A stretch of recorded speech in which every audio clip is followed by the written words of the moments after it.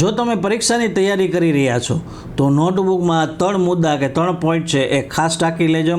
Golden triangle કયા કેસમાં સ્થાપિત થયો? મેનકા ગાંધી કેસમાં ગોલ્ડન ટ્રાયેંગલ છે એ સ્થાપિત થયો, જેમાં આર્ટિકલ 14, આર્ટિકલ 19 અને આર્ટિકલ 21 છે એ ત્રણેય ત્રિકોણ છે અને ત્રણેય એકબીજા સાથે સંકળાયેલા છે. આવું સુપ્રીમ કોર્ટે લેટ ડાઉન કર્યું.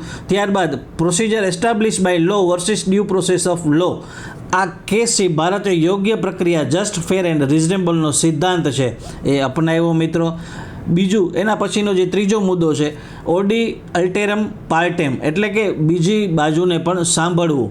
એટલે કે કુદરતી ન્યાયનો આ સિદ્ધાંત છે એ આ કેસથી મજબૂત થયો. એટલે કોઈ પણ પક્ષકારને સાંભળવાની તક આપ્યા વિના જો કોઈ ચુકાદો આપવામાં આવશે, કોઈ હુકમ કરવામાં આવશે તો એ કુદરતી ન્યાયના સિદ્ધાંત વિરુદ્ધ ગણાશે એવું આ ચુકાદાથી પ્રસ્થાપિત થયું અને મજબૂત થયું.